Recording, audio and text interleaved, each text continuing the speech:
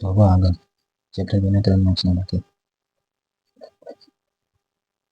Okay, તો એનું આપણે ચકાસવાનું સહગુણકો વચ્ચેનો સંબંધ દર્શાવી દ્વિઘાત બહુપદીના શૂન્યો શોધો તથા તેના શૂન્યોની સહગુણકો વચ્ચેનો સંબંધ ચકાસો.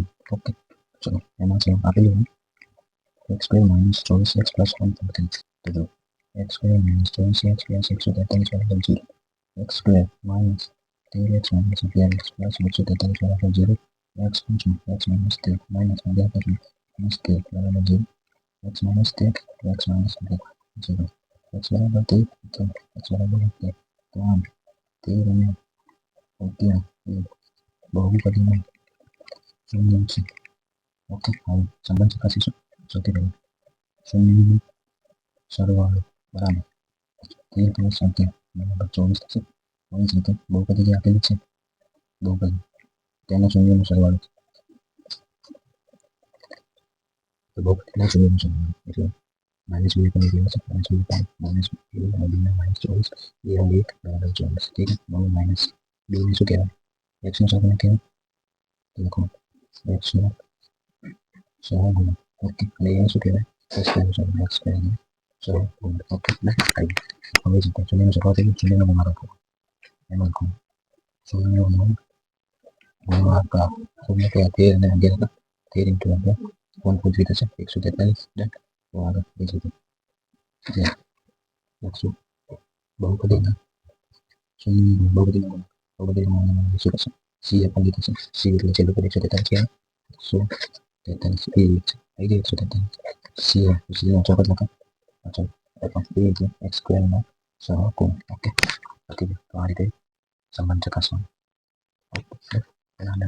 બીજું એને બહુપદી આપેલી x સ્ક્વેર માઇનસ 7 બરાબર એના શૂન્ય શોધવાનું છે તથા અને સહગુણકો વચ્ચે સંબંધ ચકાસવાનો. ઓકે, તો સૌથી પહેલા શૂન્ય શોધો. x સ્ક્વેર માઇનસ 7 બરાબર 0 લખી શકાય. x ને વર્ગ લખી દો. 7 ને √7 નો વર્ગ લખી શકાય. x માઇનસ √7 અને x પ્લસ √7 લખી શકાય. x બરાબર √7 આવશે તો x બરાબર માઇનસ √7 આવશે તો √7 અને માઇનસ √7 તો આ √7 અને માઇનસ 7 તેના શૂન્ય થાય. સંબંધ ચકાસવાનો આ લાગુ કરો. ઓકે, તો ચલો સૌથી પહેલા શૂન્યનો સરવાળો બરાબર √7 પ્લસ માઇનસ બરાબર √7 માઇનસ √7 બરાબર 0. ઓકે, બહુપદી માટે શૂન્યનો સરવાળો બરાબર માઇનસ બી એ જો તો આપેલું નહીં x નો સહગુણક તો એ થશે 0. પણ એ તો આપેલું બરાબર 0 થશે. માઇનસ 2 એટલે માઇનસ x નો સહગુણક પણ એ એટલે x સ્ક્વેર નો સહગુણક. ઓકે, હવે એ જ રીતે શૂન્યનો ગુણાકાર બરાબર √7 ઇન્ટુ માઇનસ √7 બરાબર 7 થશે. ઓકે, માઇનસ 7 થશે. હવે બહુપદી માટે ગુણાકાર c આપણ લીધું છે. c એટલે માઇનસ 7 કહેવાય. માઇનસ 7 જે એટલે માઇનસ 7 લખી શકાય. c એટલે x નો પદ લખાય અને એ એટલે x સ્ક્વેરનો સહગુણક. ઓકે, તો હવે દાખલા નંબર 3 દ્વિઘાત બહુપદી 6² - 3 - 7x ના શૂન્યો શોધો તથા તેના શૂન્યો અને સહગુણકો વચ્ચેનો સંબંધ ચકાસો. તો અહીં શું આપેલું છે? 6x² - 3 - 7x. તો સૌથી પહેલા બહુપદીને ગોઠવી લઈશું. -7x - 3 બરાબર 0 લખી શકાય. ડન. હવે સાદુરૂપ આપીશું. શૂન્ય શોધી લઈશું પહેલા. 6x² - 9x પ્લસ 2x - 3 બરાબર 0 થઈ જશે. કોમન કાઢ દઈએ. 3x કોમન નીકળશે. હવે આગળ 2x - 3 થશે પ્લસ 1 કોમન નીકળશે. 2x - 3 થશે બરાબર 0 થઈ જશે. આગળ 2x - 3 3x પ્લસ 1 બરાબર 0 થશે. હવે 2x માઇનસ 3 બરાબર 0 થશે, અથવા 3x પ્લસ 1 બરાબર 0 થશે. x બરાબર 3/2 થશે, અથવા x બરાબર -1/3 થશે. તો આ બે આયા શૂન્ય. ડન. હવે શૂન્યોનો સરવાળો બરાબર 3/2 -1/3 બરાબર 6 થશે. 9 - 2 બરાબર 6 હશે. હવે એ જ રીતે બહુપદીના સરવાળો કરશું. બહુપદીના શૂન્યનો સરવાળો એમાં શું આવશે? આ રે બહુપદી 6² - 7x - b/a થશે. માઇનસ n ને બી કેટલા છે? -7/a. એ 6 છે બરાબર 7/6 બરાબર માઇનસ બી એટલે x નું સહગુણક લખી શકાય. બી એટલે x નું સહગુણક, એ એટલે x² નું સહગુણક. ઓકે. શૂન્યોનો ગુણાકાર કરશું. શૂન્યનો ગુણાકાર 2 into -1/3 બરાબર -3/6. હવે બહુપદીના શૂન્યનો ગુણાકાર c/a થશે. બરોબર. c કેટલા આપણે જોઈએ? -3 અને a છે. -3/6. c ને શું કહેવાય? અચળ પદ કહેવાય. a ને શું કહેવાય? x² નું સહગુણક. ઓકે. આપણે સંબંધ ચકાસીએ. 4. એમાં શું હોય? જો આલ્ફા અને બીટા ઓકે એ દ્વિઘાત બહુપદી x² - 5x + 3 ના શૂન્ય હોય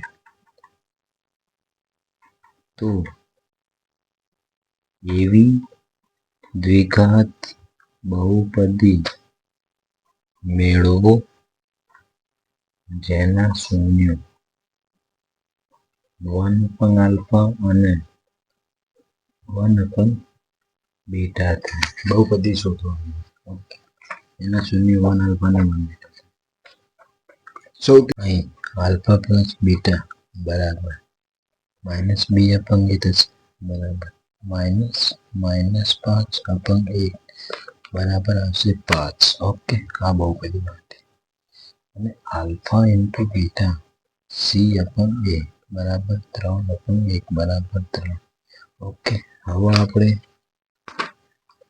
1/α અને 1/β ના શૂન્ય શોધવાના. ના શૂન્ય. ઓકે. તો એના માટે શું કરશું ખબર? શૂન્યનો સરવાળો બરાબર 1/α પ્લસ 1/β. આનું સાદું કરશું આપણે. Alpha plus beta into alpha into beta થશે. આલ્ફા પ્લસ બીટા એટલે આ કહેવાય. બરાબર શું છે? 5 કહેવાય. આલ્ફા ઇન્ટુ બી 3 કહેવાય. તો શૂન્યનો સરવાળો આપી જોડે આવ્યો 5/3. ઓકે. એ જ રીતે શૂન્યનો ગુણાકાર એમાં 1/α ઇન્ટુ 1/β લખે. બરાબર 1/α ઇન્ટુ બીટા લખે. બરાબર 1/α ઇન્ટુ બીટા 3 છે આપણી જોડે 3. આવે. આવો બહુપદી માંગેલ દ્વિઘાત બહુપદી બરાબર કે લખી દેવાનું, કૌંસ કરવાનું. x² આવશે માઇનસ આવશે. બરોબર. પછી અહીંયા આવશે 1 આલ્ફા પ્લસ 1 બીટા, શૂન્યનો સરવાળો ઇન્ટુ એક્સ પ્લસ શૂન્યનો ગુણાકાર 1 આલ્ફા ઇન્ટુ બીટા. શૂન્યનો સરવાળો શૂન્યનો ગુણાકાર અને x square minus x plus હા ઓકે. હવે કે તો એમને એમ રહેશે, કાઉન્સ કરશું એક્સ સ્ક્વેર એમને એમ રહેશે માઇનસ 1 આલ્ફા પ્લસ 1 બીટા આપણે શોધ્યું 5/3 એ લખી દઈશું 5/3 x plus 1 alpha into b 1/3 okay. તો કે કાઉન્સમાં 3x square minus 5x plus 1/3 લખી શકાય. કે अपन 3 ને બહાર કાઢી લઈએ, કાઉન્સમાં થશે 3x માઇનસ 5x પ્લસ 1. કે अपन 3 અને હું કે ડેશ લખી દઉં 3x square minus 5x plus 1 okay. જ્યાં કે ડેશ એ શૂન્યતર વાસ્તવિક સંખ્યા છે, શૂન્યતર વાસ્તવિક સંખ્યા છે તો શું કરીશું કે ડેશ બરાબર કે अपन 3 ઓકે. ના લખો તો બીજા લખી દો બીજા તો આ મારી માંગી બધી મળી ગઈ ઓકે. હવે આપણે આગળ દાખલા નંબર 5 એમાં શું જો બહુપદી x3 minus 3x square plus x plus 1 ના શૂન્યો a minus b a plus b હોય તો a અને b ની કિંમત શોધો. તો કિંમત શોધશું સૌથી પહેલા x3 minus 3x square plus x plus 1 okay. ત્રિઘાત બહુપદી આપેલી હ આપણી જોડે, આ એના શૂન્યો આપેલા છે a minus b a plus b. શૂન્યનો સરવાળો કરી લઈએ, શૂન્યનો સરવાળો કરતા a minus b plus a plus a plus b b ગયા 3a આયા. હવે આ જે બહુપદી આપેલી એના શૂન્યોનો સરવાળો કરીએ, બહુપદી ના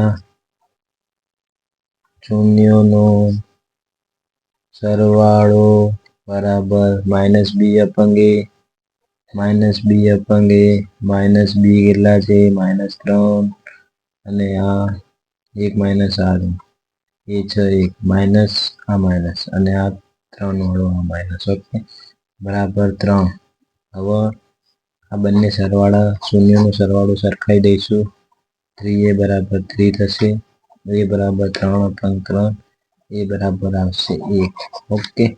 આવી ગયો એ શોધી લીધો. હવે બી શોધો તો શૂન્યનો ગુણાકાર કરશો, શૂન્યનો ગુણાકાર બરાબર કેટલા a minus b into a plus b a into a square minus b square થઈ ગયું. હવે બહુપદીના શૂન્યનો ગુણાકાર, બહુપદીઓના શૂન્યનો ગુણાકાર બરાબર બહુપદીઓના શૂન્યનો ગુણાકાર માઇનસ ડી અપંગે તો માઇનસ ડી અપંગે ડી કેટલા આ 1 તો 1 લખ્યો એ તો 1 જ છે માઇનસ ની નિશાની માઇનસ માઇનસ 1 આવે. બંને શૂન્યના ગુણાકાર સરખાઈ દીધા એ બરાબર 1 આવ્યો લખી દો 1 સાદો પાલે 1 માઇનસ બીસ માઇનસ 1 આ 1 આવશે પ્લસ 1 આવે બરાબર થશે એટલે બી સ્ક્વેર બરાબર બી બરાબર એ બરાબર એ બરાબર પ્લસ માઇનસ ઓકે. તો ચેપ્ટર નંબર 2 નો છેલ્લો દાખલો 20x square plus 13x minus 15 ના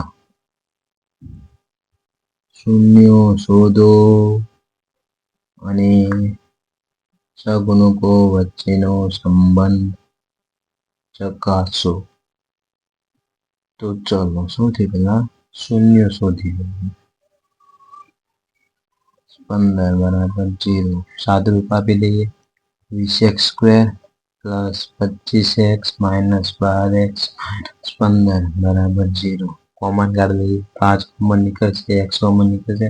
5 ચોક 20 4 પ્લસ 5 25 માઇનસ 3 4x પ્લસ 5 બરાબર 0. 5x માઇનસ 3 4x પ્લસ 5 બરાબર 0. 5x માઇનસ 3 બરાબર 0 અથવા 4x પ્લસ 5 બરાબર 0. x બરાબર 3/5 અથવા x બરાબર -5/4. આ 1 અને આ 2 આ બંનેને કહેવાય શૂન્યો. હવે કરશું શૂન્યોનો સરવાળો. 3/5 પ્લસ આ વખત માઇનસ થશે. 3/5 પ્લસ 5/4 પણ -5/4 એટલે માઇનસ થયો. સાદુરૂપ આપ્યું 4 તારી 12 5 25 5 ચોક 20 -13/20. ઓકે. તો હવે બહુપદીના સરવાળો, બહુપદીના શૂન્યોનો સરવાળો બરાબર -b/a. -b છે 13, a છે 20, -13/20 બરાબર -b ની જગ્યાએ લખાશે પ્લસ બહુપદીના શૂન્યનો સરવાળો -b/a. b છે 13, a છે 20, b છે 13 એટલે -13/20. b ને કહેવાય x નો સહગુણક, a ને કહેવાય x² નો સહગુણક. ઓકે. એ જ રીતે હવે શૂન્યનો ગુણાકાર કરશું. શૂન્યોનો ગુણાકાર. શૂન્ય છે 3/5 into -5/4 બરાબર 15 5 ચોક 20. ઓકે. હવે રહેવા દો, કશું સાદું નહીં. બહુપદીના શૂન્યોનો ગુણાકાર બરાબર c/a થાય. c/a -15/20 લખી દો.